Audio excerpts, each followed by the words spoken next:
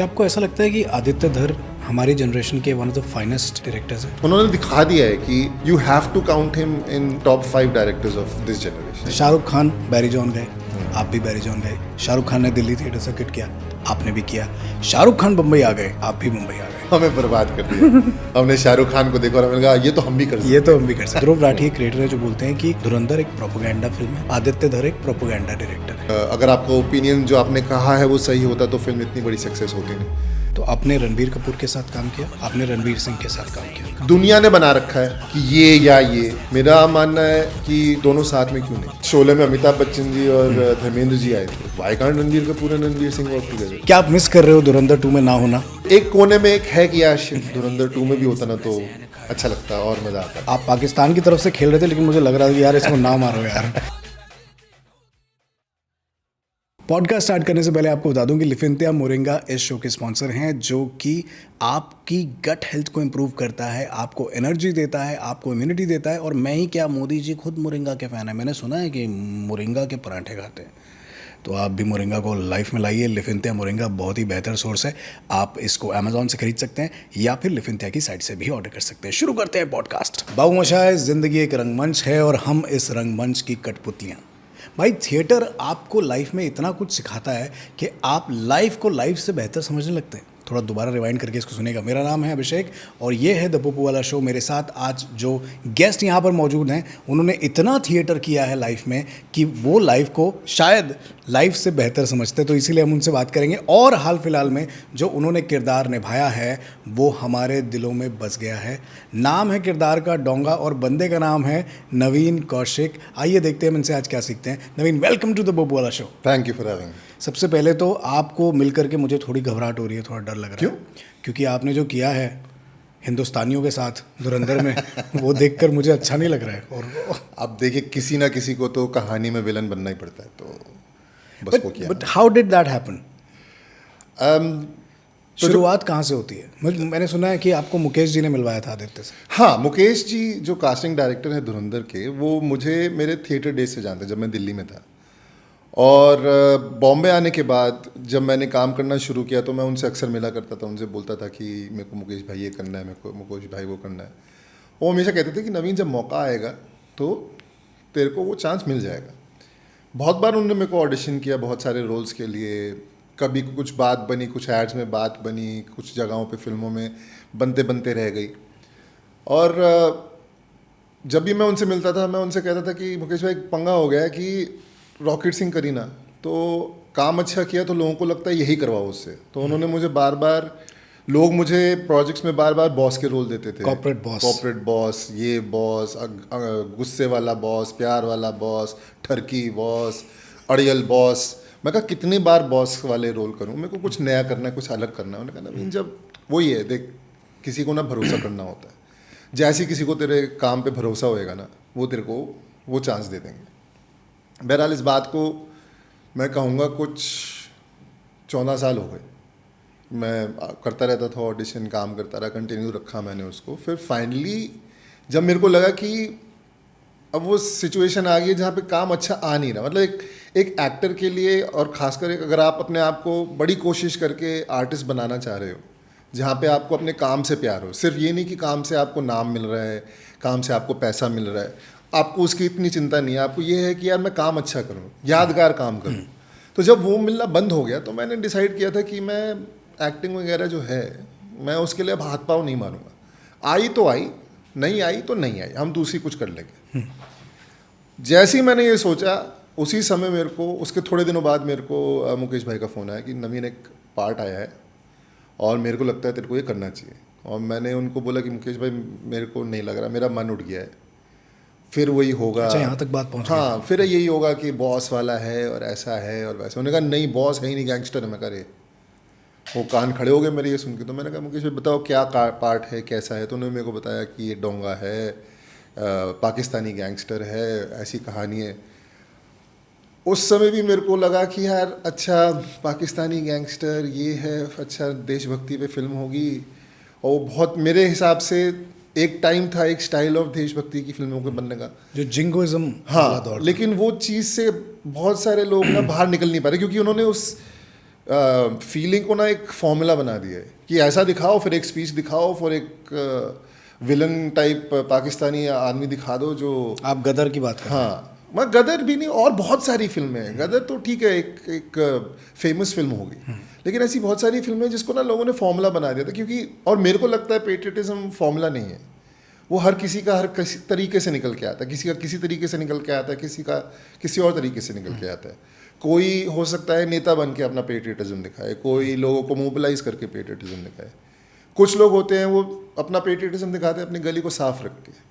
बिल्कुल सही है, ठीक है। It can be any form. तो मेरे को लग रहा था कि मैं वो वाला नहीं करना चाहता। उन्होंने कहा नहीं नवीन, मैं बता नहीं सकता तेरे को क्योंकि मेरे को अलाउड नहीं है, लेकिन जो तू सोच रहा है बिल्कुल नहीं है, एक बार जाके आदित्य सर से मिल। तो उन्होंने मुझे कन्विंस किया कि अगले दिन जा आदित्य सर से मिल। मैंने आधे घंटे का तेरा उनके साथ रखवाया मीटिंग, जाके मिल। मैं अगले दिन गया, आदित्य सर जी से मिला, और उनके प्रोडक्शन हाउस के साथ एक दो बार पहले भी मेरा एनकाउंटर हुआ था, जहाँ पे उन्होंने मेरे को अप्रोच किया था किसी पार्ट के लिए, लेकिन मैं बिजी था, नहीं हो पाया। मैं आदित्य सर से कभी मिल नहीं पाया था तब तक। तो ये मीटिंग में मैं जब आदित्य सर से मिलने गया तो पता चला कि वो भी दिल्ली से हैं, वो भी मेरी सेम एज के हैं, और way both the same as. उन्होंने भी थिएटर किया है दिल्ली में, तो उनके जिन लोगों के साथ उन्होंने थिएटर किया था मैं उनको दिल्ली से जानता था। मैंने उनके साथ हालांकि काम नहीं किया था, लेकिन थिएटर सर्किट में आप मिल लेते हो लोगों से। तो वो बात वहाँ से शुरू हुई, और वो आधे घंटे की मीटिंग ऑलमोस्ट 2 घंटे की हो गई, जिसके अंदर उन्होंने मुझे कैरेक्टर का बताया, मेरे को उन्होंने बताया कि वो कहानी क्या लिख रहे हैं।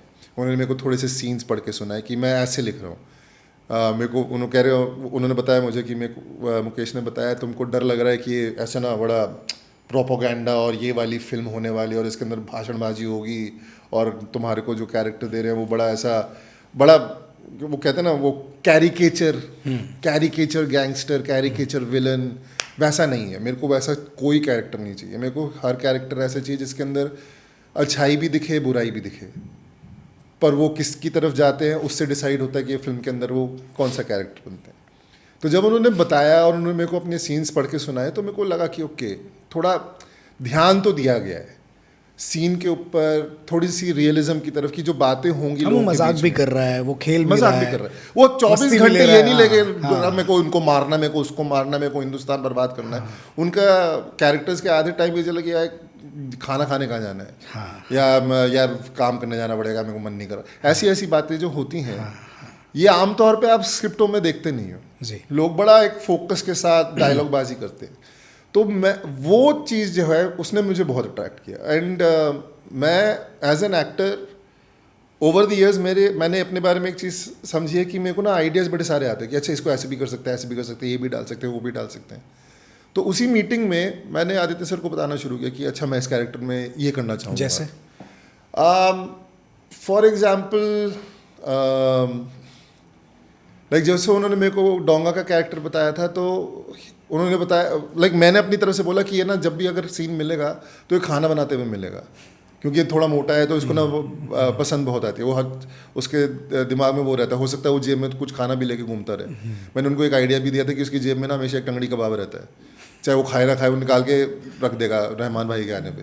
मैंने कहा ऐसी हरकतें मत करना, ये थोड़ा कॉमिकल हो जाएगा। कोई बात नहीं, बट अपनी तरफ से आइडिया है। या जो इसका बात करने का तरीका है, ये कभी सीधी मुँह बात नहीं करता, ये हमेशा कोई जोक के साथ शुरू करने की कोशिश करता है। तो उन्होंने कहा अगर तेरे को मौका मिले, वैसे तो स्क्रिप्ट में मैंने ऐसा उसको लिखा नहीं है, लेकिन अगर मौका मिले तो जब हम सीन्स दिखाएंगे गैंगस्टर्स के तो उनको इनकॉर्पोरेट करने की कोशिश करना। तो मैं बहुत जगहों पे जब गैंगस्टर्स का जो हमारा जो गैंग है बैठा होता था, तो मैं बैकग्राउंड में कॉन्वर्सेशंस यही चालू कर देता था कि कभी इसकी लेग पुलिंग, कभी उसकी लेग पुलिंग। तो दीज वर थिंग्स जो मेरे को लगा कि इस कैरेक्टर के अंदर डाले जा सकते हैं। एंड आई थिंक उसके वजह से, बिकॉज मेरे को ये आइडियाज़ आ रहे थे या करने के तरीके आ रहे थे, या मैं उनको करके दिखा रहा था आदित्य सर को, तो उनको लगा ये कैरेक्टर कर पाएगा डोंगा का। तो उन्होंने मेरे को फिर कहा कि okay I will get in touch with my team, will get in touch with you in a day और सो। आपने पूछा नहीं कि ये नाम का मतलब क्या है डोंगा? मेरे को मालूम था। मैंने कहा मेरे को लगता है डोंगा का मतलब होता है बर्तन। बर्तन होता है, हाँ। तो उन्होंने कहा हाँ वही है। मैं कहा कि इसलिए रखा क्योंकि मोटा है, गोल है। उन्होंने कहा हाँ। मैं कहा ठीक है चलेगा। तो बहुत सारे जैसे कैरेक्टर्स उसके अंदर, मेरा कैरेक्टर का नाम है डोंगा। एक और लड़का है गाजी, वो स्याही जो हमजा के साथ लड़ाई करता है एंड में।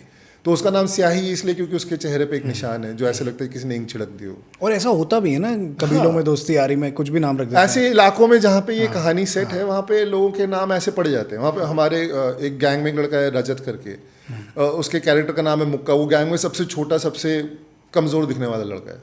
बाकी सारे ऐसे मुश्तंडे बड़े 6 फुटे बॉडी वाले हैं, वो थोड़ा पतला सा हाइट में छोटा है। तो हम बैठ के सोचा करते इसका नाम मुक्का क्यों रखा है, क्योंकि हो सकता है इसका पंच बड़ा पावरफुल है, किसी को पता नहीं, या ये कितना भी इसको मार लो ये गिरता नहीं है। You believed in what he wrote? We believed it. Aditya sir ने जो लिखा आपको उस पर पूरा यकीन था कि अगर कुछ है तो मतलब होगा इसका?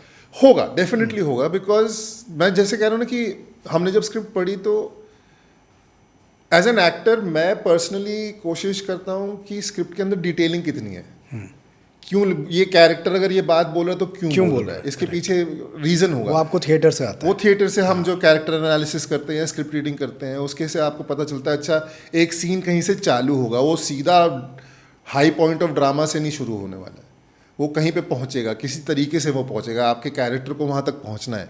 फिर वो कैरेक्टर का स्टेटस क्या है सीन के अंदर। जैसे रहमान डकैत का हाई स्टेटस है क्योंकि वो गैंग लीडर है, वो एक शब्द भी बोलेंगे सारे सुनेंगे, हो सकता है दूसरा एक शब्द बोले कोई सुने ना, उसको 10 बार बोलना पड़े। तो ये डिटेलिंग तक उन्होंने लिखी हुई थी कि शायद ये वाला जब कैरेक्टर अपनी बात रखने की कोशिश करेगा तो उसको बोलना पड़ा भाई जी भाई जी भाई जी, मैं ये कहने की कोशिश कर रहा था। तो उन्होंने वो चीज़ें कर रखी थी एंड हम एज एक्टर्स उन चीज़ डिटेलिंग्स को ढूंढते क्योंकि उसी के थ्रू हम पोर्ट्रे कर सकते हैं ना अपना कैरेक्टर। तो वो थी, हम रीडिंग के लिए जाते थे उनके ऑफिस, तो हमारे को स्क्रिप्ट मिलती थी, हम पढ़ा करते थे, अपना भी सीन मार्क कर रहे हैं, आगे पीछे का भी पढ़ने की कोशिश कर रहे हैं, समझने की कोशिश कर रहे हैं कि ये सीन क्यों कहाँ से कैसे आया, आया, कैसे आया है। तो वो डिटेलिंग थी। जब धुरंधर के बारे में आपको पता लगा, धुरंधर में Ranveer Singh superstar, Akshay Khanna brilliant actor, मैं अब तो खैर सुपरस्टार हो गए, संजय दत्त, ठीक है, जब इतने सारे लोग होते हैं एक कहानी में, राकेश बेदी, तो आपको ऐसा नहीं लगता कि मैं इतने साल बाद इतनी बड़ी फिल्म कर रहा हूँ, मैं नोटिस भी हो पाऊंगा इसमें कि नहीं? और फिर आप नोटिस हुए और ऐसा हुआ है कि डोंगा डोंगा हो गया सब जगह? नहीं, ये डर हमेशा रहता है। मैंने बहुत किस्से सुने लोगों के, 1-2 प्रोजेक्ट्स में मेरे साथ भी हुआ है कि स्टार्स का स्क्रीन टाइम बढ़ाने के लिए दूसरे सपोर्टिंग एक्टर्स का सीन काट दिया, डायलॉग्स काट दिए। धुरंधर में बताया गया कि इतनी बड़ी स्टार कास्ट है, तो डर वो भी था कि हाँ हो सकता है हम नहीं दिखाई दें। लेकिन ये बात इसलिए गलत प्रूव हुई क्योंकि सारे कैरेक्टर्स कहीं ना कहीं किसी ना किसी रीज़न की वजह से स्क्रिप्ट के अंदर है। वो सिर्फ ऐसे नहीं रख देगी क्योंकि हमको भीड़ दिखानी है।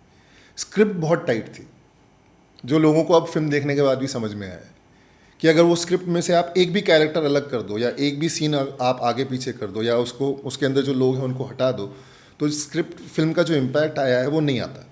मेरे ख्याल से स्क्रिप्ट में जो लॉयल्टी शब्द को डिफाइन किया है वो आपके कैरेक्टर से किया है। जब अंत में वो जो एक पूरा सीक्वेंस जो है जिसमें आप निकलते हो बाहर और गाड़ी से लग, तो वो ऐसा दिखाता है कि दोस्त क्या होता है और लॉयलिस्ट क्या होता है, कि उसको पता है that he will not survive but again he comes out and does what he does. मेरे को आदित्य सर ने बोला था कि मेरे को आदित्य सर ने बोला कि मेरे को हर किसी के साथ ना कुछ दिख रहा है। राकेश बेदी जी का जो कैरेक्टर है उसमें आपको दिख रहा है एक अपॉर्चुनिस्ट, कि वो कभी इसके साथ होता है तो कभी इसके साथ होता है, और जिसके साथ होता है वो उसी की पीठ में छुरा फोक देता है क्योंकि उसको दिख रहा है कि ये मेरे सामने आ रहा है। मेरे को संजय दत्त जी के साथ आदित्य सर ने बताया मेरे को दिखाना है कि वन फोकस ब्रूटैलिटी, मेरे को रहमान डकैत को ख़त्म करना है तो मेरे को रहमान डकैत को ख़त्म करना है। अब उसके लिए मेरे को दूसरे गुंडों के साथ या दूसरे गैंग लीडर्स के साथ हाथ मिला के काम करना पड़े तो मैं वो भी करने को दिया। मेरे को उस आदमी के साथ हाथ मिला के काम करना पड़े जिसने 7 साल पहले मुझे सस्पेंड कर दिया था। करेक्ट। तो उनके साथ ये है। रहमान डकैत के साथ मेरे को दिखाना है कि एक बंदा जो टॉप पे पहुंचने के लिए कुछ भी कर सकता है, वो अपने ही लोगों को, अपनी ही कौम को बिट्रे कर सकता है। तो उन्होंने मेरे को क्लियर बोला था कि डोंगा के साथ मेरे को लॉयल्टी दिखानी, मेरे को ये और किसी कैरेक्टर में इतनी अच्छी से दिखाई नहीं देगा, मेरे को डोंगा में दिखाई देगा। बहुत खूबसूरत पोर्ट्रे किया आपने उस कैरेक्टर को। मतलब वी कुड, आप पाकिस्तान की तरफ से खेल रहे थे लेकिन मुझे लग रहा था कि यार इसको ना मारो यार, कितना बढ़िया बंदा है। ऐसा दोस्त तो सबको चाहिए। मैं लोगों को, मेरे को जब फिल्म रिलीज़ हुई थी तो किसी ने तो एक सोशल मीडिया पे एक पोस्ट डाला था मेरे बारे में नहीं, अक्षय खन्ना जी के बारे में और रहमान डकैत के कैरेक्टर के बारे में, कि ऑरा इतना पावरफुल है कि जिसने 26 गाना कराया हम उसी के लिए तालियां बजा रहे हैं। तो वो परफॉर्मेंस का मतलब पावर होता है कि आपको वो कैरेक्टर अच्छा लगने लगता है हालांकि उसने आपके साथ खराब किया है। And I think because we had Aditya sir जो मतलब सीन करने में टाइम लेते हैं, उनको कभी जल्दबाजी नहीं होती थी कि अच्छा निकाल के आगे बढ़ते हैं, मेरे को रणवीर सिंह का टेक लेना है, मेरे को वो अक्षय खन्ना जी का टेक लेना है। वो हर किसी को बाकायदा उनका अच्छा आई नीड यू, मेरे को चाहिए तुम्हारा सीन, मेरे को तुम्हारा डायलॉग चाहिए, तुम अपनी तरफ से करो, कितना कर सकते हो, सॉरी कितने अच्छे से कर सकते हो वो करके दिखाओ मुझे। कभी उनको ये नहीं होता था कि चलो चलो आगे बढ़ते हैं आगे बढ़ते हैं आगे बढ़ते हैं। तो वो चीज़ बिकॉज एज एन एक्टर आपको वो रिस्पेक्ट मिल रही है, आपके टाइम की रिस्पेक्ट, क्योंकि हमें चाहे कितनी भी जब भी स्क्रिप्ट मिली हो हमारा दिमाग तो ऑब्वियसली चलता रहता है।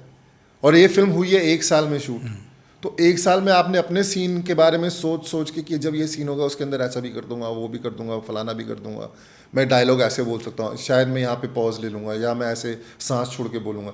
ये आपके दिमाग में एज एन एक्टर काम चलता रहता है हर वक्त। तो जब आप सेट पे पहुँचते हो और आपके ऊपर कैमरा आता है तो आपका मन, इतने सारे थॉट्स हैं, आप चाह रहे हो कि आप अपना बेस्ट कर पाओ, आप अपना बेस्ट दे पाओ।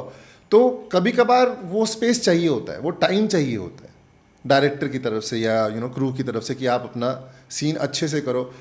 शायद डायरेक्टर जो आदित्य सर करते थे वो आके हमसे बोलते थे अच्छा किसी और तरीके से बोलने हैं, कुछ सोचा है, या वो आके हमारे से डिस्कस करते कैसे बोलेगा, क्या करेगा इस सीन के अंदर, मेरे को यही चाहिए।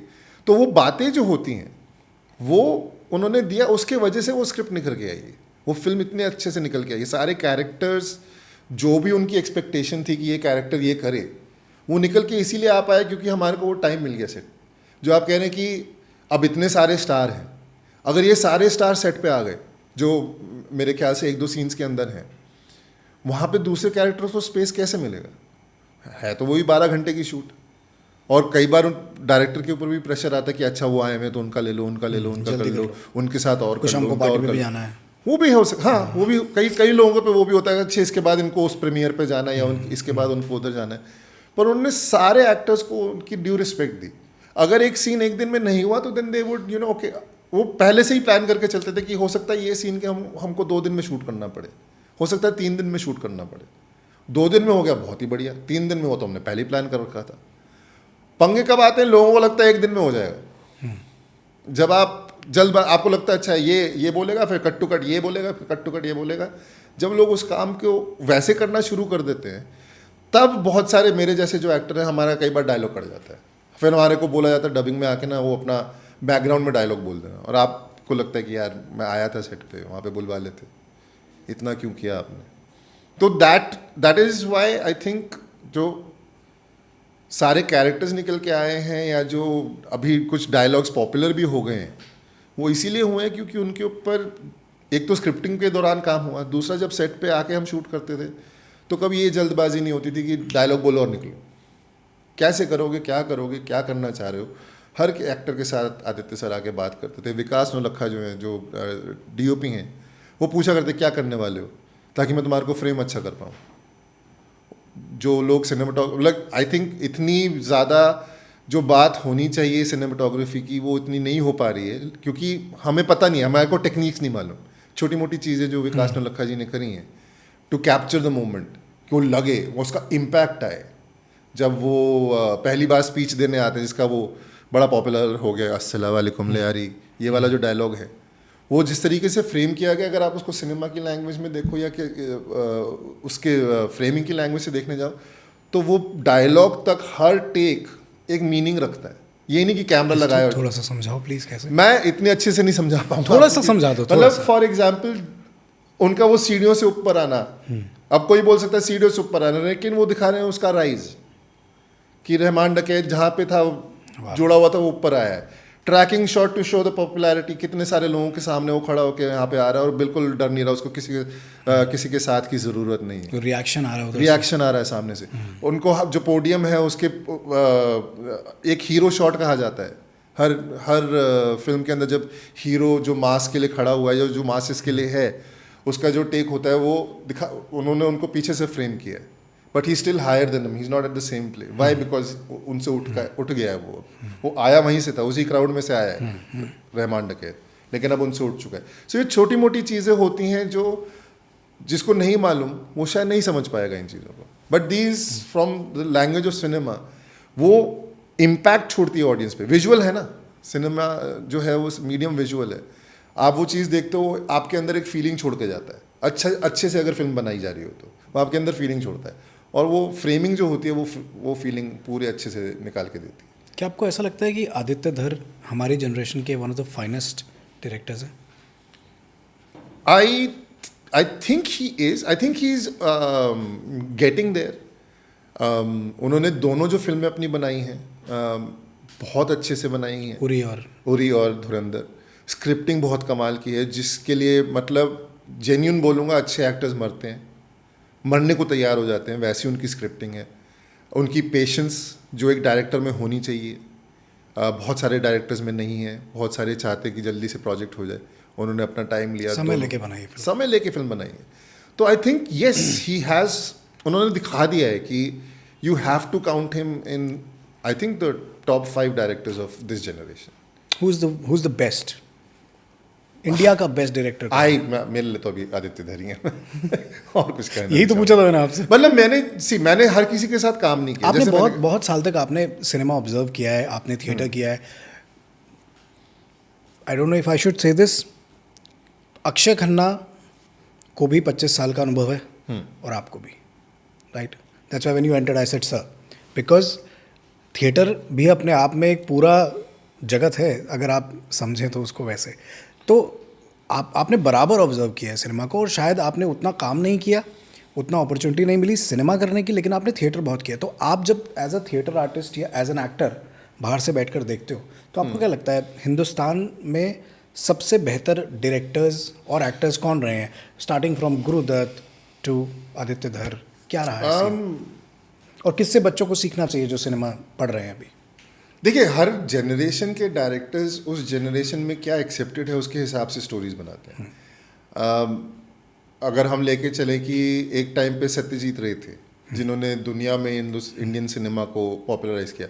लोग उनको बोलेंगे अरे वो बंगाली सिनेमा बनाते, लेकिन वो इंडियन सिनेमा जहाँ पे वो थे उस समय एक और डायरेक्टर थे बंगाली जिनका नाम है ऋत्विक घटक।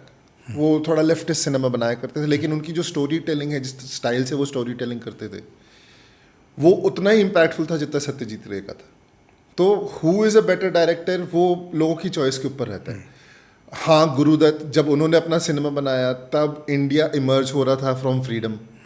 सडनली एक नया देश, मतलब है बहुत हज़ारों साल पुराना, लेकिन अभी आज़ादी मिली है।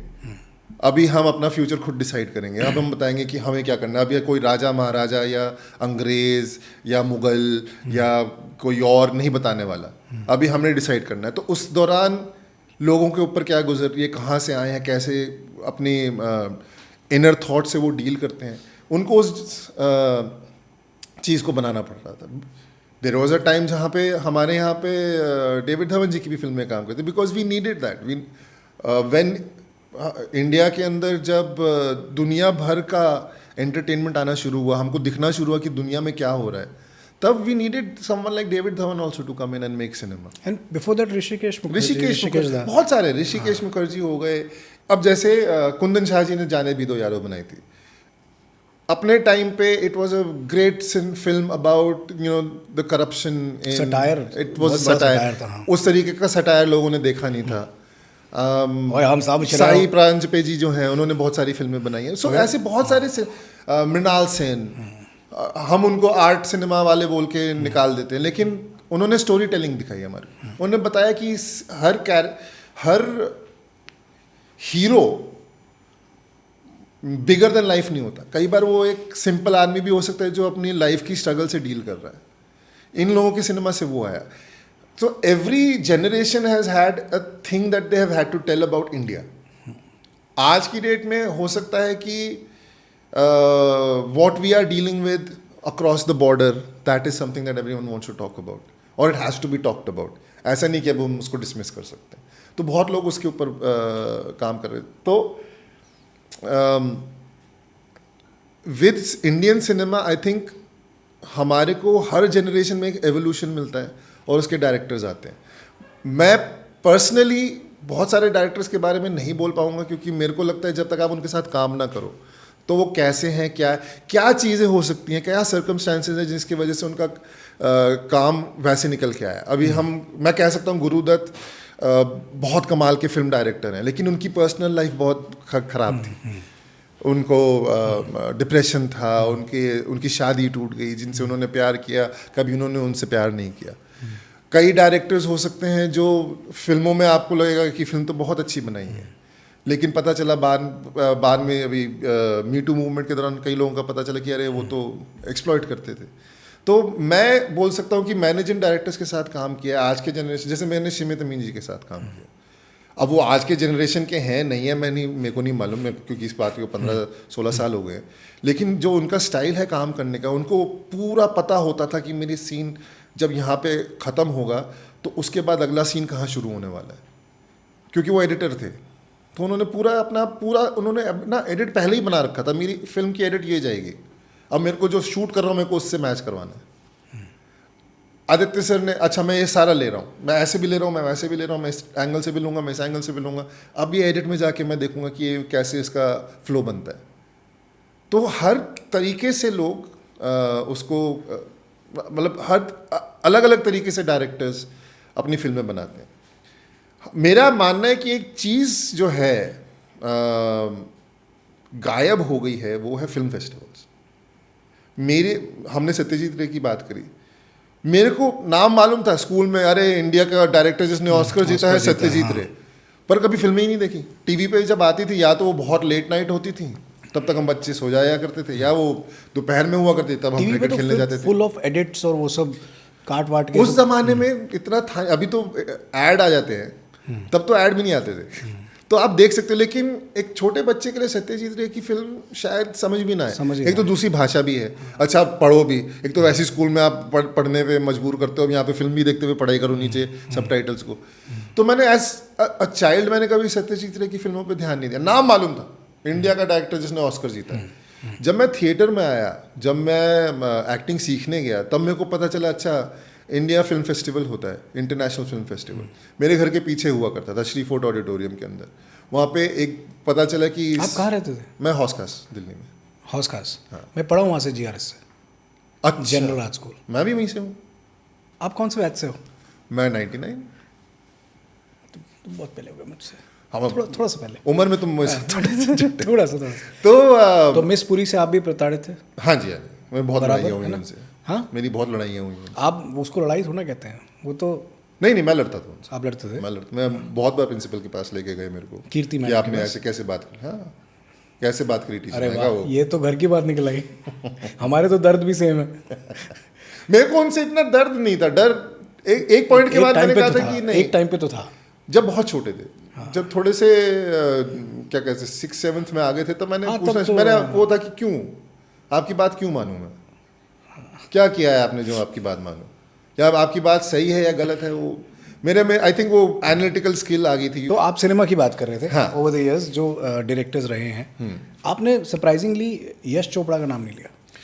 मेरी जिंदगी में उनसे सिर्फ एक बार मुलाकात हुई थी, जब उन्होंने मेरे को आके टोका था। हाँ, मेरे को उन्होंने आके टोका था कि बेटा जी सिगरेट नहीं पीते, बस उसके लिए उन्होंने मेरे को आके टोका था। मैं उनके स्टूडियो के बाहर खड़ा होकर सिगरेट, एडिटिंग स्टूडियो है यश राज स्टूडियोज़ में, वहाँ बाहर खड़े होकर मैं सिगरेट पी रहा था, और वो चलते हुए आए और उन्होंने बोला बेटा जी सिगरेट नहीं पीते, और मैं कुछ बोल नहीं पाया। मैंने उसी समय सिगरेट बुझा दी और मैंने जी सर, और वो चले गए। उसके अलावा मैं उनसे कभी मिल नहीं पाया। वो मेरी एज अ एक्टर जर्नी का वो मेरा एक रिग्रेट रहेगा कि समवन जिन्होंने सिनेमा को इतना इन्फ्लुएंस किया, जिन्होंने ऐसे ऐसे एक्टर्स और ऐसे ऐसे कैरेक्टर्स क्रिएट किए, मैं कभी उनके साथ काम नहीं कर पाया। उनका फेवरेट काम कौन सा आपको क्या लगता है, कौन सी फिल्म उनकी बेस्ट फिल्म थी?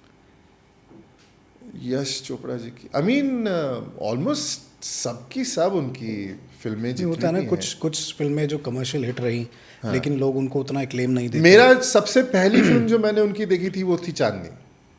आई थिंक तब जब आई थिंक वो तब क्या नाम है वो, कौन सा वो प्रोग्राम होता था जिसपे गाने सुनाए जाते थे, चित्रहार में। मुकाबला। हाँ, सुपर हिट मुकाबला चित्रहार, उसके अंदर मैंने पहली बार गाना देखा था। एंड वो हेलीकॉप्टर शॉट जो था, हाँ एंड मेरे को बहुत इंटरेस्टिंग, मेरे को हेलीकॉप्टर शॉट सिर्फ धोनी ने नहीं खेला, यश चोपड़ा जी ने भी लिया है ऋषि कपूर को हेलीकॉप्टर से फूल फेंकते हुए। लेकिन मेरे लिए वो विजुअल बड़ा कमाल था कि एक लेडी साड़ी पहनकर बर्फीली पहाड़ी के ऊपर खड़ी है और वहाँ पे हेलीकॉप्टर भी चल रहा है। और मेरे दिमाग में इनको ठंड नहीं लग रही क्योंकि ठंड में पंखा चल होता ना, सर्दियों में पंखा चला दो तो आपको बहुत ठंड लगती है, मेरे को ये बर्फ पे खड़ी है ठंड नहीं लग रही, कुछ तो होगा। मेरे भाई ने, मेरे बड़े भाई थे, उन्होंने कहा ये नकली बर्फ है। तो मैं बहुत टाइम तक मानता अच्छा सिनेमा में सब कुछ नकली होता है। तो आई थिंक वो मेरी पहली फिल्म थी जो मैंने उनकी देखी थी। और उसके बाद ओवर टाइम आपने उनकी और भी बहुत सारी मैंने फिल्में देखी, अमिताभ जी के साथ जो उन्होंने फिल्में करी हैं, ऋषि जी के साथ जो उन्होंने फिल्में करी, उसके बाद जब शाहरुख खान जी के साथ मुझे लगता है कभी कभी उनकी बेस्ट फिल्म थी। कभी नहीं, वो गाना तो हाँ, but I think it was a very interesting film about relationships, because I don't know if it is my favourite film. उस वक्त पर जो सिनेमा था वो था कि एक मजदूर का बेटा कैसे बड़ा होकर ये बन जाता है, और वो बड़ी हीरोइक स्टोरी थी।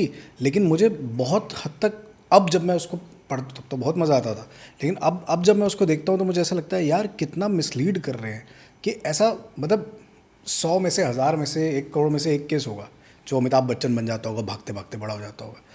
बट कभी कभी was the closest to reality उस समय पर, कि जो कॉम्प्लेक्स रिलेशनशिप, कॉम्प्लेक्सिटीज थी वो दिखाई गई एक्चुअली। तो वही जो मैं बात कर रहा था ना कि किस दौरान वो फिल्म आई है। एक टाइम था जहाँ पे नेशन बिल्डिंग के ऊपर काम होना है, जिसके थ्रू फिर मनोज कुमार जैसे जो फिल्म मेकर्स हैं एंड एक्टर्स हैं, उन्होंने बहुत सारी फिल्में बनाई about building the nation, having pride in your nation.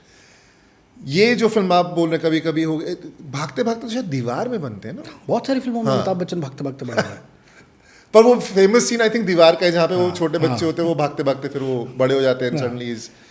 But that was a time जहाँ पे सिनेमा के अंदर इंडिविजुअलिटी जो होती है, आप कौन हो, नेशन तो बन गया, अब भैया आप कौन हो, आपकी आइडेंटिटी क्या है, आप कैसे अपने आप को आइडेंटिफाई करते हो। एक टाइम था हमारा नेशन ग्रेट है, हमारा नेशन मॉरल है, हम किसी के खिलाफ नहीं है, हम किसी के बुराई में उनका साथ नहीं देंगे।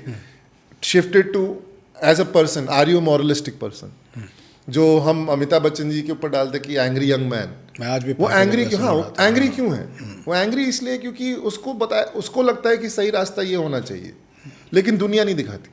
How does he find his way back to morality?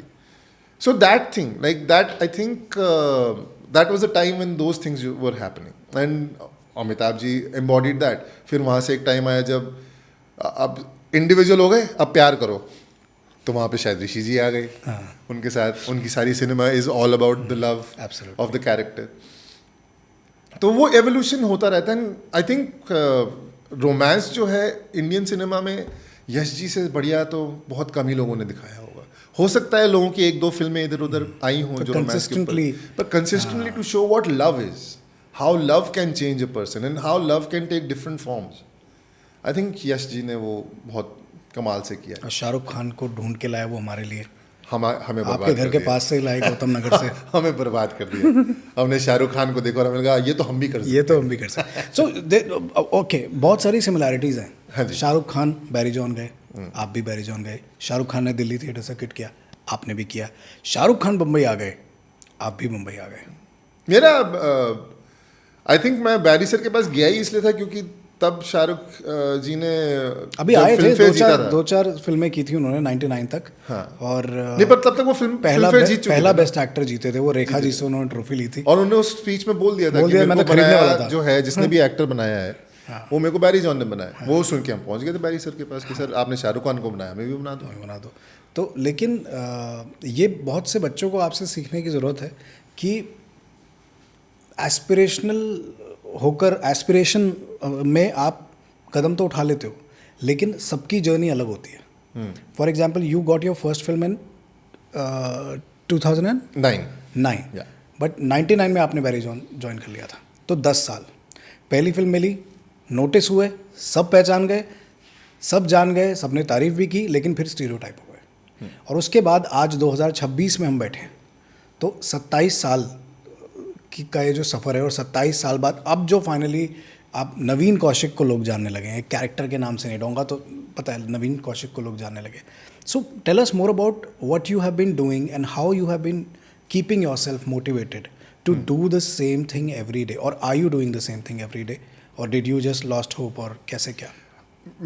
I think it's been cinema में आपको 27 साल हो गए हैं, तो वो ये बहुत बड़ी जर्नी है. नहीं, वो तो है. सिनेमा में 27 साल नहीं हुए, सिनेमा में तो मेरे को शायद 16 साल हुए हैं. मेरी एज एन एक्टर या एक्टर बनने की जो जर्नी है या ख्वाहिश है, उसमें मेरे को 27 साल लग गए. एंड थैंकफुली जब मैंने ये चीज़ डिसाइड करी कि मेरे को एक्टर बनना है, मेरे को एक ऐसा आर्ट फॉर्म मिल गया जिसका नाम है थिएटर, जिसके बहुत सारे फॉर्म्स हैं, जिसके अंदर बहुत सारी लर्निंग है, जिसके अंदर बहुत सारी नॉलेज है, आपको समझनी पड़ती है. 99 में तो हमारे को मतलब दिल्ली में संगीत नाटक अकेडमी है, हम वहाँ पे जाकर चोरी छिपे अंदर घुसा करते क्योंकि वहाँ की मेंबरशिप बड़ी महंगी होती थी. तो एक कॉलेज किड के लिए उस मेंबरशिप को लेना या पेरेंट्स को जाके बोल पाना कि मेरे को नाटक पढ़ने हैं, इसलिए मेरे को महीने के 700 रुपये दे दो लाइब्रेरी की मेंबरशिप लेने के लिए, तो डांट पड़ती थी. फनी हो जाता था मामला, मतलब प्रॉब्लम हो जाती. तो हम चोरी छिपे जाया करते, किसी को अच्छा तू जा लेके आ, हम फोटो कॉपी कर लेंगे वो सब. बट क्योंकि मेरे को थिएटर मिल गया, और उसके लिए आपको थिएटर करने के लिए आपको कैमरे की ज़रूरत नहीं.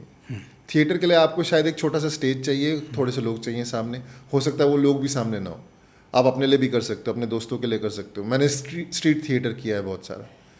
तो वो स्ट्रीट प्लेस करना, उससे ये समझ पाना कि आपको जब ऑडियंस जुटानी होती है तो वो आप कर सकते हो. ये नहीं है कि रेडीमेड आपके लिए ऑडियंस बैठी है, आपको ढूंढनी पड़ती है कई बार जाके. तो जब मेरे पास काम ऐसा हो जाता था जहाँ पे मन नहीं लग रहा है, तो मैं वापस थिएटर में चला जाता था. बॉम्बे आके मेरे को एक चीज़ मिल गई जिसका नाम है इम्प्रोव थिएटर. इम्प्रोव थिएटर के अंदर स्क्रिप्ट की ज़रूरत नहीं, इम्प्रोव थिएटर के अंदर कोई पहले से चीज़ रिहर्स्ड की ज़रूरत नहीं, ऑन द स्पॉट आप बनाइए, उसे करिए. वो एक बिल्कुल ही विपरीत दुनिया थी उस चीज़ से जो मैंने थिएटर में सीखी थी. क्योंकि थिएटर में हमें सिखाया जाता है कि स्क्रिप्ट भगवान है, ये इम्प्रोव थिएटर कह रहा है कि स्क्रिप्ट की ज़रूरत ही नहीं. तो इतना कॉन्ट्रडिक्शन. तो मैं उसके अंदर जब मेरे को काम नहीं होता था सिनेमा का या एड्स का या टीवी का या OTT शोज़ का, तो मैं अपने इम्प्रोव पे ध्यान देता था. उसके चक्कर में मैंने दुनिया देख ली है. मैं एम्स्टर्डम चला गया फेस्टिवल के अंदर, वैंकूवर चला गया, लॉस एंजलिस चला गया, लोग दुनिया में लोग क्या इम्प्रोव में कर रहे हैं वो देखा. तो यू नीड टू स्टे. अगर आपने 27 साल एक चीज़ के पीछे लगाने हैं जहाँ पे हो सकता है कभी आपके पास काम हो, कभी आपके पास काम ना हो. बीच में ऐसा भी हुआ है कि 2-2 साल तक मेरे पास प्रोजेक्ट्स नहीं थे, कुछ करने को था ही नहीं. तो क्या किया उन 2 साल? इम्प्रोव करो, थिएटर करो, थिएटर के साथ जो भी कितना भी कर सकते हो उसको निकालो, लोगों को सिखाओ, वर्कशॉप्स पढ़ाने की कोशिश करो ताकि लोग इम्प्रोव आपके साथ सीख सकें, शोज़ बनाने की कोशिश करो. तो मतलब you were getting at it. जब समय था तो आप समय दे रहे थे क्राफ्ट को, और जब काम था तो आप काम कर रहे थे. तो वो करना पड़ता है. ये तो संजू सैमसंग हो गया एकदम.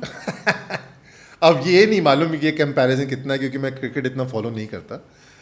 12 साल से वो टीम में आ रहे हैं जा रहे हैं. कोई ना कोई विकेट कीपर रहता था. पहले ऋषभ पंत रहते थे, फिर ईशान किशन आ गए, बीच में कोई और करने लग गया. लेकिन he stayed. He said I went on the nets every day, practised, came back. मुझे पानी पिलाने बोला, मैंने पानी पिलाया, मुझे ये करने बोला, लेकिन मैं प्रैक्टिस जरूर करता रहा. तो वो सी अगर आपको चीज़ से प्यार है, and he is the world cup hero right now. हाँ, मैंने देखा कुछ लोग मीम्स के अंदर बहुत संजय सैमसंग कर रहे थे. तो वो ये है कि अगर आपको प्यार है तो आप अपना रास्ता ढूंढ लोगे. जब मैंने थिएटर जब शुरू किया था कि ओके, स्कूल में जो स्कूल थिएटर होता है GRS में होता था, वो कर लिया. अभी हमको प्रॉपर करना है. बैरी सर के पास गया, उनके साथ मैंने प्ले किया, उन्होंने मेरे को रोल दे दिया. मैं 17 साल का लड़का था, उन्होंने मेरे को रोल दे दिया अपने प्ले के अंदर, मैंने रोल कर. लेकिन जब मैं दूसरों के पास गया कि सर मेरे को थिएटर सीखना, मेरे को एक्टिंग सीखनी है, तो उन्होंने मेरे को झाड़ू से शुरू करवाया कि यहाँ पे रिहर्सल होनी है, यहाँ पे झाड़ू मारो. शुरू तो वहीं से होता है. शुरू वहीं से होता है. तो जब आपने वो देख लिया है, आपने ये कर लिया कि अच्छा ये कर सकते हैं, इतना भी हो सकता है. अगर आपको एक चीज़ से जुड़े रहना है, ज़रूरी नहीं कि आपको कोई गद्दी ला के देगा, आप उसके ऊपर बैठोगे और आपको कोई पंखा करता रहेगा कि सर अभी आप डायलॉग बोलने वाले हो.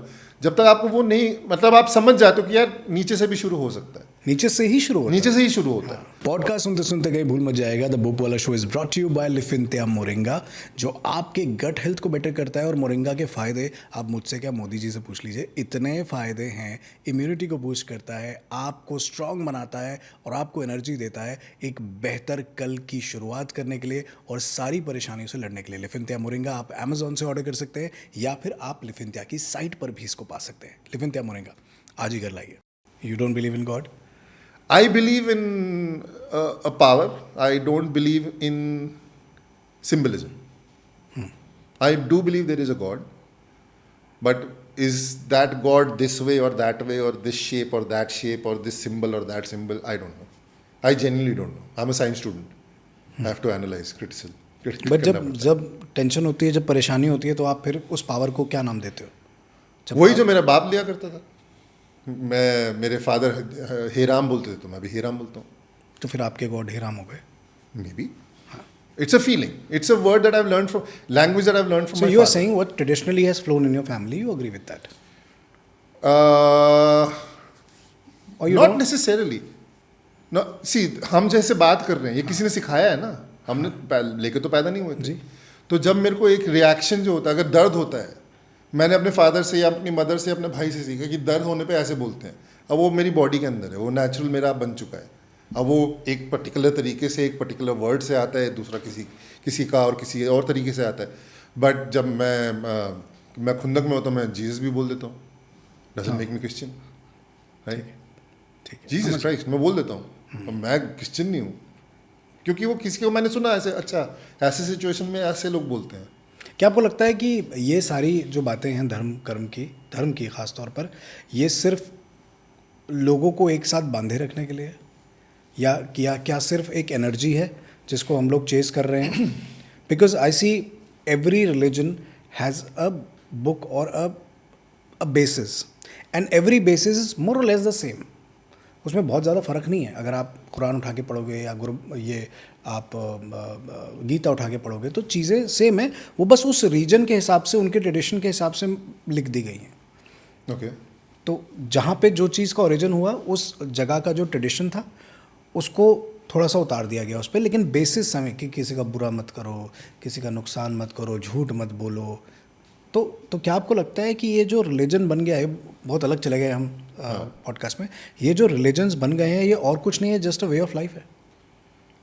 मेरा मानना है कि religion is just a way of trying to understand nature around you. क्योंकि चीज़ें होती हैं, उसका सेंस तो बनाना पड़ेगा ना, ऐसा क्यों हुआ। अगर आपको नहीं समझ में आ रहा, आप दूसरे से पूछोगे। आपके पेट में दर्द होता है, नहीं समझ में आ रहा क्यों हो रहा, डॉक्टर के पास जाते हो ना। तो same, when you don't understand something, you ask someone. तो अगर ये कहें कि सब रिलीजन के डॉक्टर्स की यूनिफॉर्म अलग है, मेबी तो बस उतना ही है। Maybe medical doctor fixes elements in the body. A religious person or a religious leader or a religious priest fixes ailments in the spirit. If someone doesn't know how to fix their own spirit, they will have to ask someone, right? अगर मेरे को मालूम है कि यार acidity हो रही है, कोक पी लेता हूँ, डकार आएगी, एसिडिटी ठीक हो जाएगी। डकार मारने के बाद ठीक नहीं हुई, दर्द हुए जा रहा है, तो मैं डॉक्टर के पास जाऊँगा। सेम, ऐसा क्यों हुआ मेरे साथ ज़िंदगी में? मैं ऐसा कर रहा था, ये हो गया। मैं तो अच्छा सोचने चला था, बुरा हो गया। मैं बुरा करने जा रहा था, अच्छा हो गया। ऐसा क्यों हुआ, मेरे को समझ नहीं आ रहा। तो मैं किसी के पास जाऊंगा जो आपको समझाएगा, शायद इसलिए हुआ। It's almost like therapy, right? I was about to ask, do you believe in therapy? Yes. आपने लिया थेरेपी कभी? बहुत पहले। और I think I find my therapy in acting, I find my therapy in theatre, and specially in improv, because उसके अंदर आप जो सोच रहे हो, आपको वो स्टेज पे करना पड़ेगा। तो उसी के अंदर बातों में आप अपनी चीज़ें समझ जाते हो। And I do believe in talking to people. मेरा उसमें विश्वास नहीं है कि जो है अपने अंदर ही रखो, किसी को नुकसान मत पहुंचाओ, किसी के सीक्रेट्स किसी के सामने रिवील मत कर दो। लेकिन if you going through something, talk to people around. And I think acting और थिएटर के वजह से वो चीज़, क्योंकि हमारे को एक्सप्रेस करना होता है, हमें वो एक्सप्रेस करना होता है जो अंदर चल रहा है, हम उसके बारे में ज़्यादा बात करते हैं। We get to talk about it, we talk to people about it, and that really helps me out. एंड जब भी मेरे को ज़रूरत होती है थेरेपी की तो then I have people around me. You have friends around? I have what? Friends around? I have friends around. अगर मेरे को लग रहा है कि मेरे को किसी चीज़ के बारे में बात करनी है या मेरे को कोई चीज़ हल्की करनी है तो मैं लोगों के पास जाके बात कर लेता हूँ। घर में कौन कौन है आपके? घर में कौन कौन? मेरी मदर है, मेरी वाइफ है और 2 बिल्लियाँ हैं। वाह, तो you are a parent, pet parent? I am a pet parent, I am a pet So, parent, I chose to be. मतलब आपकी वाइफ को पसंद था या आपको पसंद था? मेरा मन था। आई थिंक आफ्टर कोविड मैंने डिसाइड किया अपने साथ कि I want to take care of something other than my self. So I never grew up with pets. My wife she had pets, she had dogs growing up. मेरे पास कभी pets थे नहीं क्योंकि मेरे पेरेंट्स हमेशा बोलते थे कि अगर आप एक पेट रख रहे हो तो you have to be responsible. You can't put it on us कि हाँ तुम स्कूल चले गए और हम आपके पेट को देखते रहेंगे। तो वो चीज़ थी कि ओके अब या तो मैं पेट को देखूं या मैं खुद को देख लूं, या तो मैं पेट को देख लूं या मैं थिएटर सीख लूं। क्योंकि जैसे मैंने बताया कि जब मैंने थिएटर शुरू किया था तब there were not so many avenues. एक NSD हुआ करता था जहाँ पे हर कोई बोलता था अगर आपको एक्टिंग सीखनी है तो NSD जाओ। तो अब अभी भी ऐसा ही है दिल्ली में? तो अब बहुत सारे अच्छे अच्छे एक्टिंग इंस्टीट्यूट्स खुल गए। NSD इज सेंट्रलाइज, गवर्नमेंट का है, लेकिन बहुत सारे और लोगों ने बहुत सारे थिएटर स्कूल्स खोल दिए हैं। दिल्ली में कौन से हैं मेरे को इतना नहीं मालूम, बॉम्बे में मेरे को पता है बहुत सारे थिएटर इंस्टीट्यूट्स हैं जहाँ पे आप जाके सीख सकते हो, पढ़ सकते हो, समझ सकते हो, उनके एक्सपीरियंस से आप लर्न कर सकते हो। लेकिन जब मैं कर रहा था तब मेरे को होता था अच्छा अभी यहाँ पे लाइब्रेरी जाओ, वहाँ पे पढ़ो, फिर वहाँ से थिएटर की रिहर्सल में जाओ, वहाँ पे काम करो, काम करने के बाद लोग गप्पे मार रहे होंगे चाय के ऊपर, सिगरेट के ऊपर, खाना खाते हुए, तो जाके वहाँ पे बैठो, सुनो लोगों के बारे की क्या बातें हो रही हैं। अच्छा वो सीन कर रहे थे, उनको ऐसा महसूस हुआ, उसको ऐसा लगा, लोगों में लड़ाई हो रही है कि तूने ऐसा क्यों किया या तूने ऐसा क्यों किया, तो वो भी समझो अच्छा लड़ाई क्यों हो रही है, अच्छा इस बात पर लड़ाई भी हो जाती है, ओके। तो आपका 24 घंटे वो रहता, तो उसके अंदर आप पेट को कहाँ से केयर करोगे। अभी ये था कोविड के बाद कि ओके ठीक है हो गया, अभी हम करते हैं, I want to take care of someone other than my self, so I adopted 2 cats। Wonderful. So अब आते हैं रॉकेट सिंह पे। पहले वो आपको रोल कैसे मिला रॉकेट सिंह का, और जब उसका जो इम्पैक्ट था रोल का, बिकॉज एक तरह से एंटैगनिस्ट की भूमिका थी उसकी, और वो बड़ा ही स्ट्रिक्ट आदमी और ऐसा बॉस जो रातों की नींदें हराम कर दे। तो करने में कोई अप्रिहेंशन, या जब मिला और जब आपने वो रोल एक्सेप्ट किया फाइनली और जब उसको निभाया, तो पहले रिएक्शंस कैसे आए आपको? 3-4 लेयर हो गई सवाल की, सॉरी। हाँ। तो मैं अपने दोस्त के साथ यशराज ऑफिस गया था, कास्टिंग ऑफिस, क्योंकि वो मेरा दोस्त मेरे को दिखाना चाह रहा था। वहाँ पे रिसेप्शन में बैठे हुए मेरी थोड़ी सी तू मैं हो गई उनके कास्टिंग डायरेक्टर से, अभिमन्यु रे जी से। मैं उनको जानता नहीं था कि वो कौन। नहीं, मैं मेरे दोस्त के साथ बैठा, वो अंदर गया था ऑडिशन देने, मैं रिसेप्शन में बैठा हुआ था। वहाँ पे यूजुअली जब कोई रिसेप्शन में बैठा होता है तो एक्टर ही होते हैं।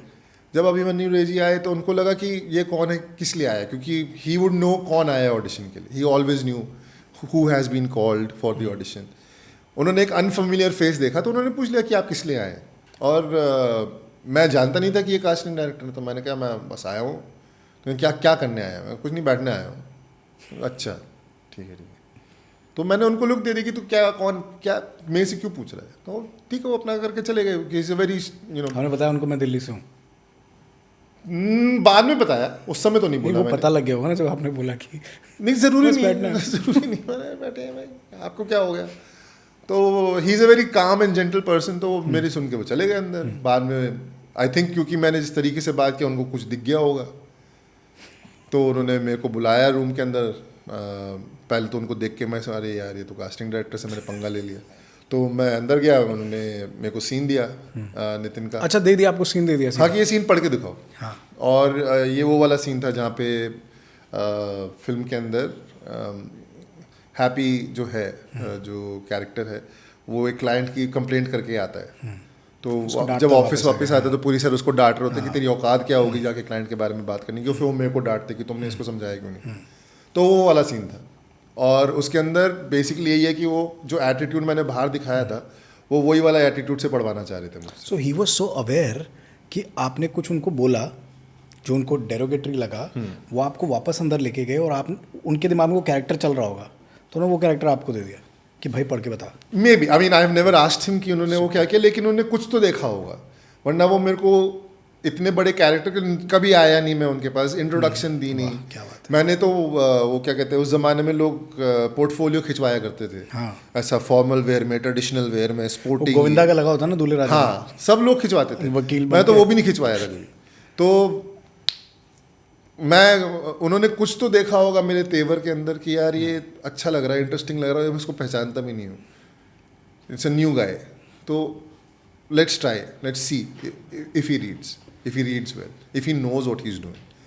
तो मैंने पढ़ा, उनको अच्छा लगा, उन्होंने 1-2 बार ऑडिशन के लिए बुलाया। एक बार उन्होंने शिमित सर के साथ ऑडिशन लिया सबका, तो उसके अंदर क्योंकि थिएटर से आया था, तो उन्होंने ये सीन सेट किया था कि आप लोग ऑफिस के अंदर हैं और किसी की बैग में से पैसे चोरी हो गए हैं और वो आपको पता लगाना किसने किया है, तो लोग आपस में इंटरेक्ट कर रहे थे, तो वो शायद उनको अच्छा लगा, शिमित जी को अच्छा लगा, तो उन्होंने फिर मेरे को उसमें कास्ट कर दिया।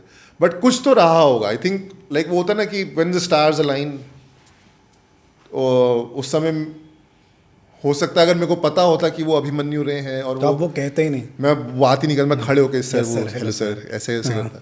पर उस समय मैं बाहर बहुत गर्मी हो रही थी, आई थिंक जैन का महीना था, बाहर गर्मी हो रही थी। मेरे दोस्त ने बोला तो तू बाहर वेट कर ले, मैं बाहर वेट कर करके थक गया था, मेरे को लगा अंदर बैठते हैं, अंदर एसी चल रहा है, इसका पता नहीं कितने देर ऑडिशन चलेगा, तो मैं अंदर जाके बैठ गया था। इट्स ऑल दोज थिंग कि होता ना कि if I had this not happened, ये नहीं होता। तो अंदर बैठने के बाद बाहर की गर्मी शायद मैं अपने साथ अंदर ले आया था और दिल्ली का एटीट्यूड, दिल्ली से आया हूँ, थिएटर किया हुआ है, काम आता है, अरे करवा के दिखाओ वाला एटीट्यूड लेके जाके मैं बैठ गया था वहाँ पे। तो I think that's something that he saw and he gave me the opportunity to read for that character. और ऐसा भी नहीं कि पढ़ा और हो गया, ओके ले लिया आपका ऑडिशन, जाइए आप। उन्होंने और बहुत सारे लोगों को ऑडिशन किया, ऑलमोस्ट 1 महीने बाद जाके उन्होंने मुझे वापस बुलाया सेकंड ऑडिशन के लिए, सेकंड राउंड के लिए। उसके दौरान वो बहुत सारे और भी एक्टर्स के साथ उन्होंने किया, लेकिन maybe just my attitude stuck, maybe the fact कि वो कैरेक्टर ऐसा था कि उसको बड़ा वो स्टैंड ऑफिश है। In that moment you were that character may be. Yes. वो जो आपने बोला उनको लगा अरे यही तो ढूंढ रहा हूँ मैं।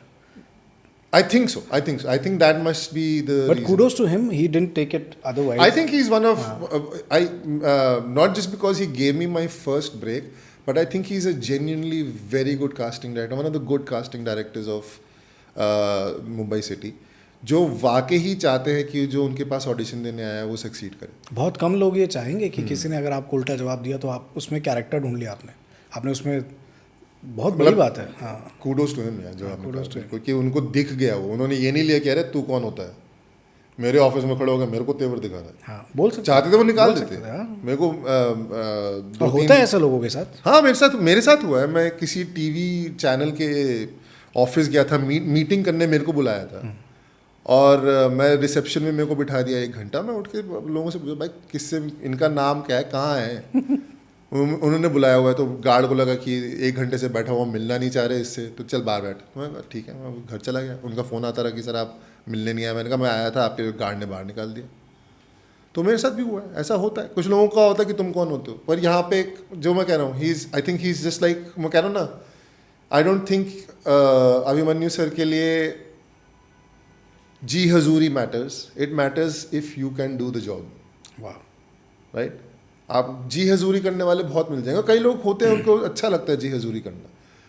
बहुत सारे कास्टिंग डायरेक्टर्स को लोगों से मिल के बात करके, एक ऑडिशन में नहीं पता चलेगा। आप एक्टिंग तो अच्छी कर दोगे, इंसान कैसे हो, Correct. वो कैरी कर पाओगे नहीं कर पाओगे। तो वो I think Abhimanyu sir is good at that. और उसके बाद जब आप सेट पर गए और आपको पता लगा कि Ranbir Kapoor is the guy जिसको आप जिसके साथ सबसे ज़्यादा काम करना है फिल्म में, तो कुछ इंटिमिडेशन हुआ? नहीं, बिल्कुल नहीं, क्योंकि तब तक वो रणबीर कपूर नहीं बने थे इसलिए, या किससे भी नहीं होता? नहीं, उसके वजह से नहीं। हमारा जो रॉकेट सिंह का प्रोसेस था कास्ट होने के बाद, उन्होंने ऑलमोस्ट 3 महीने तक हमारे साथ रोज़ हम स्क्रिप्ट पढ़ने के लिए मिला करते थे, शिमित जी के साथ, जयदीप जी के साथ स्क्रिप्ट पढ़ते थे, रिहर्स करते थे, सीन्स फिगर आउट करते थे, कैसे बोलना है, कैसे करना है, क्या सीन में होगा, एटीट्यूड क्या रहेगा, सारा आपने जो ग्राउंड वर्क होता है एक्टर का वो कर लिया था। उसके बाद रणबीर कपूर के साथ हमारा ऑलमोस्ट 1 महीने तक रिहर्सल्स चले। तो जब हम सेट पे पहुँचे इंटिमिडेशन का तो स्कोप ही नहीं है ना, क्योंकि आप इंटिमिडेट तब होगे जब पहली बार यू मिल डोंट रहे नो वो क्या करेंगे, उनको नहीं मालूम आप क्या करने वाले हो, और आपको डर ये लगा रहता है कि एज एन एक्टर कि अगर मैंने कुछ ज़्यादा कर दिया और उनको बुरा लग गया तो वो मेरा काम कम करवा देंगे। वो पहले ही डिसाइड हो चुका है, ऐसे करो, ऐसे करना है, ये सीन के अंदर ये रहना है, he is this way, you are this way. वो पहले ही डिसाइड हो चुका था। जब सेट पे हम पहुंचे थे तो वो एक जो कमराडरी बन गई थी। हाँ कामराडरी बन गई थी, और हम आपस में एक दूसरे को जानते थे, एज अ कैरेक्टर भी जानते थे, एज पर्सन भी जानते थे। आपने किसी के इंटरव्यू में कहा कि आपके मित्र नहीं हैं, हाँ मेरे लेकिन कभी कभी जब बात होती है तो अच्छे से होती है। जब भी अगर मेरे को, जैसे वो मेरे को फिर ये जवानी में मिले ऑलमोस्ट 2 साल बाद, तो वो अपने आप मेरे पास मिलने आए। मेरे को डर लग रहा था शायद जाऊँ ना जाऊँ, कि मिलना चाहिए नहीं मिलना चाहिए। अब तो वो स्टार हो गए हैं और आसपास बहुत सारे लोग हैं, पता नहीं क्या बात हो रही होगी, क्योंकि he is the lead actor of the film. तो 10 चीज़ें आपको तो लगता है 10 चीज़ें उनको बताया जा रहा होगा, अच्छा ये होने वाला है, फलाना होने वाला है, ढुमकाना होने वाला है, तो उसके अंदर मैं जाके सैर रणवीर, अरे कैसे, ये मेरे को लगता है कि किसी के काम में दखल अंदाजी होगी अगर आप उस समय अपने पर्सनल इंटरेस्ट के लिए कि तुम मुझसे मिल करना चाहो। तो मैं अपना डिस्टेंस रखता लोगों से, अगर आई कांटेक्ट होता तो मैं हेलो बोल देता हूँ, but I generally tend to keep my distance from stars, because you don't know उनके आसपास कौन सी चीज़ें उनको बताई जा रही कि आप ऐसे करो वैसे करो, या आपको ये this is important right now, that has to be done, और ये भी फिगर आउट करना है, क्योंकि उनके ऊपर प्रेशर बहुत सारी चीज़ों का होता है। तो वो अपने आप चल के आए, मेरे साथ बैठे, बात करी उन्होंने कि क्या चल रहा है, क्या किया तूने रॉकेट सिंह के बाद, मेरे को बता लें मैंने ये फिल्म करी, मैंने वो फिल्म करी। उस शूट के दौरान हम हफ्ते में एक बार सारे जो कास्ट एंड क्रू होता था मिला करते थे, पार्टी के लिए या टाइम स्पेंड करने के लिए, क्योंकि हमारे को दिखाना था एक दोस्तों का ग्रुप है जो ट्रैकिंग पे गया है, तो उसके थ्रू वहाँ पे सीन में या स्क्रीन पे क्या होगा वो फिगर आउट हो रहा था। So all those things really helped all of us. But या मतलब उनका सर्कल अलग है, मेरा सर्कल अलग है, हम रोज़ तो मिलते नहीं हैं, मिलने का चांस भी नहीं होता, क्योंकि उनके पास उनके ऊपर इतनी सारी रिस्पॉन्सिबिलिटीज़ हैं, एक प्रोजेक्ट के बाद दूसरे प्रोजेक्ट के बाद तीसरा प्रोजेक्ट के बाद 4 ब्रांड, ये 10 वो, तो उसके अंदर आई डोंट नो, मतलब does he have time for everyone? But good that when he meets you nicely. He is a very nice person. कभी उन्होंने वो एटीट्यूड मेरे को तो कभी नहीं दिखाया, एटलीस्ट मैं बोल सकता हूँ, किसी और का एक्सपीरियंस कुछ और रहेगा, मेरे को कभी उन्होंने नहीं बोला कि तू कौन। स्वीट। तो आपने रणबीर कपूर के साथ काम किया, आपने रणवीर सिंह के साथ काम किया, 2 बड़े दिग्गज इंडस्ट्री के जो एक ही वक्त पर शायद शुरू हुए और अब आते आते if not equal somewhere close बड़े बड़े स्टार्स हैं। तो आपको आपका एक्सपीरियंस कैसा रहा दोनों के साथ? रणबीर का आपने बता दिया, रणबीर के साथ काम करने का कैसा रहा, और क्या फ़र्क है दोनों के काम को लेने में और करने में, या कोई फ़र्क है भी या नहीं? फ़र्क तो मेरे को लगता है इतना नहीं है, बिकॉज दोनों उतने ही हार्ड वर्किंग हैं, दोनों की एनर्जीज हमेशा हाई रहती हैं। रणवीर सिंह इज़ समवन जिनको अच्छा लगता है हर किसी के साथ बॉन्ड बनाना, वो जाते हैं हर किसी को पेप अप करते हैं, हर किसी के साथ बात करते हैं, उनको एनर्जाइज करते हैं। Ranbir Kapoor does it also the same, but his approach is maybe slightly different, but both of them are thorough professionals.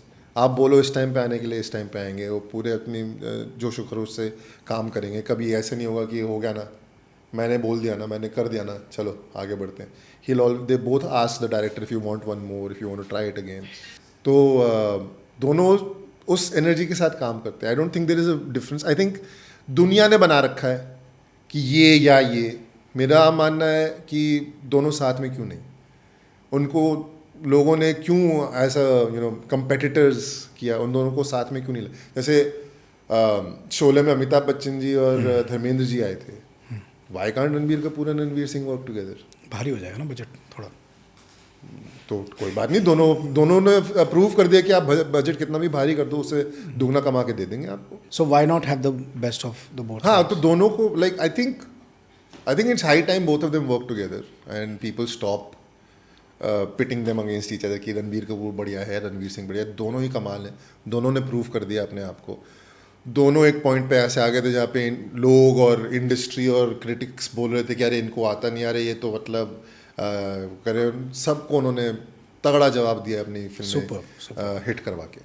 So I think या let's have a Ranbir Kapoor and Ranveer Singh film जैसे शोले में अमिताभ जी और धर्मेंद्र जी थे। ये तो आपने बहुत ही बड़ा कॉल आउट है ये सभी डायरेक्टर्स के लिए, प्रोड्यूसर्स के किसी लिए। को करना चाहिए। हाँ, करो भाई करो, हमें बताना। ठीक है जी। तो एक सवाल कि अगर आपको एक्टर बनना है, यू बिन एन एक्टर और आप कब से कर रहे हो, तो अगर आपको एक अच्छा एक्टर बनना है तो क्या आपको फिल्म स्कूल जाने की ज़रूरत है? ये बड़ा पॉपुलर सवाल है वैसे। मेरा मानना है यस, बिकॉज फिल्म स्कूल जब आप, या एक्टिंग स्कूल हो या फिल्म स्कूल हो, जब आप जाते हो तो आप वो सारी नॉलेज गैदर कर पाते हो जो आपको अप्लाई करनी होती है। ऑन द जॉब सीखने में गलतियाँ बहुत होती हैं, टाइम बहुत लगता है। It is better to learn it and then apply it instead of आप जैसे मेरी जर्नी है, मेरे को इतने अपॉर्चुनिटीज़ नहीं मिली फिल्म इंस्टीट्यूट में जाके पढ़ने। मेरा मन बहुत था कि मैं NSD जाऊं, या मेरा मन बहुत था कि मैं FTII जा पाऊं, या मेरा मन बहुत था कि मैं ली स्ट्रॉसबर्ग एक्टिंग अकेडमी है न्यूयॉर्क में, वहाँ जा पाऊं। लेकिन सबके किसी ना किसी वजह से वो चीज़ें फुलफ़िल नहीं हो पाई। पर मेरे को 10 साल लग गए एक्टिंग सीखने में। कभी इनके पास जाओ, एक चीज़ सीखनी है इससे सीखो, दूसरी चीज़ सीखनी है उससे सीखो। वर्कशॉप्स करनी पड़ी, लोगों के पास वेट करना पड़ा कि अच्छा ये कब वर्कशॉप करेंगे, अच्छा तब वर्कशॉप करेंगे, और ठीक है मैं उस टाइम पे अपने आप को फ्री रखूँगा, पैसे जुगाड़ो ताकि वो आप वर्कशॉप कर पाओ। तो अगर आपको अपॉर्चुनिटी मिल रही है, फिल्म अप्रिसिएशन होता है फिल्म स्कूल के अंदर, सिनेमा देखने का, आपको प्रॉपरली सिनेमा दिखाते हैं, वो फिल्म क्यों दिखाई जा रही है, क्यों अच्छी है, उससे आप क्या सीख सकते हो, वो आपको सीखने को मिलता है, बजाय इसके कि आप ब्रोकन इन्फॉर्मेशन इधर से उधर से गैदर करो। और आज की डेट में तो हम we are in the age of information. आप किसी भी चीज़ को गूगल पे डालोगे, आपको उसका वीडियो मिल जाएगा, डॉक्यूमेंट मिल जाएगा, आर्टिकल मिल जाएगा, आप पढ़ सकते हो। So going to a film school will really help anyone, because it will give you all the information you need. अब उसके बाद आपको उसको अप्लाई करने के लिए आपको थिएटर करना पड़े, या स्ट्रीट प्ले करना पड़े, या आपको फिल्मों में काम करना पड़े, या अपना कंटेंट बनाना पड़े, लेकिन वो बनाओ, उस तरीके से बनाओ। डोंट थिंक कि फिल्म इंस्टीट्यूट में पढ़ाई कर ली अब आ गया, वो गलत रहेगा। Keep learning. हाँ, keep learning, keep applying, because the institute is only giving you information. वो आप यूज़ कैसे करते हो, आप उसको अप्लाई कैसे करते हो, आप उससे सीखते क्या हो। आप उस समय तो सिर्फ इन्फॉर्मेशन सीख रहे हो, जब आप इन्फॉर्मेशन अप्लाई करोगे आप क्या सीखोगे अपने बारे में। बिकॉज मैं एक्टिंग के बारे में बोल सकता हूँ, acting is more an understanding of your self. आप खुद के बारे में क्या जानते हो, आप अपने आप को समझ पा रहे हो कि नहीं समझ पा रहे हो, दूसरे को तो बाद में समझोगे। दूसरे कैरेक्टर में क्या हो रहा है वो तो अलग बात है। मेरे थिएटर टीचर थे, वो बोला करते थे कि इंसान एक टाइम पे सिर्फ एक मास्क पहन सकता है, 2 मास्क नहीं पहन सकता। आप कौन हो, अगर आप ऑनेस्टली हु यू आर आप बन सकते हो, तभी आप दूसरे कैरेक्टर का मास्क पहन के वो कैरेक्टर बन सकते हो। आप लाइफ में ही एक कैरेक्टर बने पड़े हो, मैं ऐसे रहता हूँ, मैं ऐसे बात करता हूँ, मैं ऐसे चलता हूँ, मैं ये ऐसे, मेरी गाड़ी ये, मेरा बंगला वो, मेरे बैंक बैलेंस ये, मेरा स्टेटस ये, वो ही आपने मास्क पहन के तो दूसरा कैरेक्टर का कैसे चढ़ाओगे। वाह।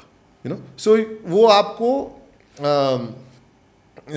That way I think film institutes और studying all of that is something that you is beneficial for everyone. मेरे उंगली पे चोट लग जाए, मैं उस पर बैंडेड लगा सकता हूँ, उसके लिए मेरे को डॉक्टर की डिग्री नहीं चाहिए। लेकिन अगर उंगली ही कट के गिर गई है, उसको वापस अटैच करना है, तो डॉक्टर की तो पढ़ाई करनी पड़ेगी ना। तो मैं कंटेंट बनाऊं या मैं करूं, मेरे को अच्छा लगता है एक्टिंग करना। कमरे में आईने में खड़े होकर मैं एक्टिंग कर लेता हूं, मैं शाहरुख खान के डायलॉग बोल लेता हूं, या मैं गाना गा लेता हूं, वो बहुत बढ़िया है। लेकिन जब आपको दूसरों के लिए करना पड़ेगा तो आपको उसको समझना पड़ेगा ना कि कैसे करा जाता है, डिलीवर कैसे किया जाता है, एक इमोशन है उसको पोर्ट्रे कैसे किया जाता है, उसको रियल कैसे बनाया जाता है। वरना नकली लोग कर लेंगे, लेकिन रोना असली कैसे करो आप, ताकि देखने वाले को लगे हाँ यार रो रहा है, यार ये सच बोल रहा है, जो इस कैरेक्टर पे गुजर रही है ये वाकई गुजरती है लोगों पे। All that requires training, you can't not do it without training. That is why जब हम वो क्रिंज कंटेंट वगैरह की बात कर रहे थे, आप प्लीज़ बनाओ, आप क्रिंज कंटेंट बनाओ। आप वो दिल टूटने वाली कहानी की लड़के ने लड़की को मारा पीछे से तो उसने दूसरे का हाथ, वो करो, that is a story that someone has gone through. लेकिन अब वो करने के बाद आगे उसकी ट्रेनिंग लो ना कि ये कहानी और अच्छे से कैसे दिखाई जाती है। फिल्म अगर आपने कहानी एक क्या कहते हैं इंस्टाग्राम वीडियो में बनाई है, अब इसको फिल्म बनाने की ट्रेनिंग लो, लिखो ना। इंस्टाग्राम में भी बेहतर करते हैं लोग उससे, उस कहानी को और बेहतर तरीके से कहना। मीडियम बेशक वही रहे, आप और बेहतर तरीके से इंस्टाग्राम पे प्लेटफॉर्म हम 1000 हैं, आप इंस्टाग्राम पे करो, आप यूट्यूब पे करो, आप ट्विटर पे करो, आप फेसबुक पे करो, आप OTT पे करो, आप थिएटर में करो, आप इम्प्रोव में करो, आप फिल्म में करो, आप टीवी पे करो। बहुत सारी जगह हैं जहाँ पे आप कर सकते हो, पर आप उसको निखारोगे कैसे? आपको निखारने के लिए ट्रेनिंग चाहिए होगी। So I think film institutes are beneficial for anyone if you have the opportunity. कई लोगों के पास नहीं होता। कई, जैसे मैं कह रहा हूँ, मेरा मन था मैं न्यूयॉर्क में जाके एक्टिंग सीखूंगा। मेरे माँ बाप ने बोला बेटा हमारी इतनी औकात नहीं कि तुम्हारे को न्यूयॉर्क भेज देंगे। ओके, समझ में आ गया, ठीक है, मैं यहाँ पे थिएटर करता हूँ। मैं उसके बाद NSD गया। NSD वालों ने बोला आपको 10 प्लेस पहले से करने होने चाहिए तभी आपको एडमिशन मिलेगा। ओके, चलो मैं थिएटर करने जाता हूँ। मैं लोगों के पास गया, भाई थिएटर करना है। किसने बोला इनके पास चले जाओ, किसने बोला उनके पास चले जाओ। मैं फाइनली जाके NK शर्मा जी के पास पहुँच गया। उन्होंने कहा ठीक है आओ करो, लगाओ मेहनत करो, अपने आप सीखो। उसके बाद तुम्हारे को NSD जाना है तो NSD जाओ। मेरे को लगा मेरे को बॉम्बे जाना चाहिए उनके साथ काम करने के बाद, तो मैं बॉम्बे आ गया। So you know it has to happen and it will happen the way it has to happen. क्या आप मिस कर रहे हो धुरंधर 2 में ना होना? एक हद तक हाँ, क्योंकि मेरे को मालूम नहीं था धुरंधर 1 इतनी बड़ी सक्सेस होने वाली है। उम्मीद तो सबकी होती है, फिल्म देख के आपको भी लगता है। जो मैं कह रहा हूँ कि जब हम शूट कर रहे थे और मैंने स्क्रिप्ट पढ़ी थी, मेरे को लगा था कि ये अच्छी फिल्म बनेगी एंड स्टार कास्ट की वजह से इसको ओपनिंग भी अच्छी मिलेगी, लोग देखने भी जाएंगे, लाइक भी करेंगे। पर इतना लाइक करेंगे मालूम नहीं था। एक्सपेक्टेशन के बियॉन्ड सक्सेसफुल हो गई ये फिल्म। तो एक कोने में एक है कि यार धुरंधर 2 में भी होता ना तो अच्छा लगता और मज़ा आता। बट ये भी मैं जानता हूँ कि मेरा जो कैरेक्टर है वो उस कहानी का इतना सा हिस्सा था, उसका होना बड़ा ज़रूरी था उस पॉइंट तक। तो आई एम वेरी हैप्पी कि मैं उसको अच्छे से फुलफ़िल कर पाया, लोगों को वो अच्छा लगा and it has given me you know the name, the success, the fame that it has given me. And कहते हैं ना कि फाउंडेशन हमने अच्छी बना दी है एंड अभी हमें मालूम है इमारत जो धुरंधर 2 की है वो बहुत आलीशान बनने वाली है। क्या बात है। ध्रुव राठी एक क्रिएटर हैं जो बोलते हैं, this is the last question, Dhruv Rathee एक क्रिएटर है जो बोलते हैं कि धुरंधर एक प्रोपोगेंडा फिल्म है और आदित्य धर एक प्रोपोगेंडा डायरेक्टर है। डू यू अग्री और disagree with him? I do disagree with him because मेरे को लगता है उन्होंने एक बार फिल्म देखी और उस पर अपना एक रिएक्शन दे दिया। ये फिल्म न्यूआंस्ड है, ये फिल्म लेयर्ड है, जो एक बार देखने पे आपको सारी बातें नहीं समझ में आएंगी। उन्होंने उस फिल्म को वो चांस नहीं दिया जो एक फिल्म क्रिटिक को देना चाहिए, प्रॉपर तरीके से देना चाहिए। आई थिंक बीइंग फर्स्ट की होड़ में कि first reaction, first person to say about the movie, कि रश में उन्होंने फिल्म को चांस नहीं दिया और स्टेटमेंट्स कर दी जिसके वजह से उनको बैकलैश भी मिला और उन्होंने बहुत सारे लोगों की मेहनत को, बहुत सारे लोगों के काम को डिसमिस कर दिया, which I am not happy about. But मैं ये भी मानता हूँ कि everyone has the freedom of opinion. अगर फ्रीडम ऑफ ओपिनियन नहीं होता तो दुनिया बहुत पहले ख़त्म हो जाती। तो आपके पास अपना ओपिनियन है, आपने अपना ओपिनियन रखा, अगर सही होता या करेक्ट होता तो लोग आपसे एग्री करते, नहीं है इसलिए लोगों ने आपको इग्नोर कर दिया। और अगर आपका ओपिनियन जो आपने कहा है वो सही होता तो फिल्म इतनी बड़ी सक्सेस होती नहीं। क्योंकि प्रोपोगेंडा, अगर आप कह रहे हैं कि ये प्रोपोगेंडा है तो फिर then you are making it to be a particular religion और a particular community versus everyone else. लेकिन इस फिल्म के अंदर every community of people are there, everyone has worked on this film from every religion. So क्या वो उनका opinion matter नहीं करता? क्या उनका अंडरस्टैंडिंग ऑफ लाइफ मैटर नहीं करता?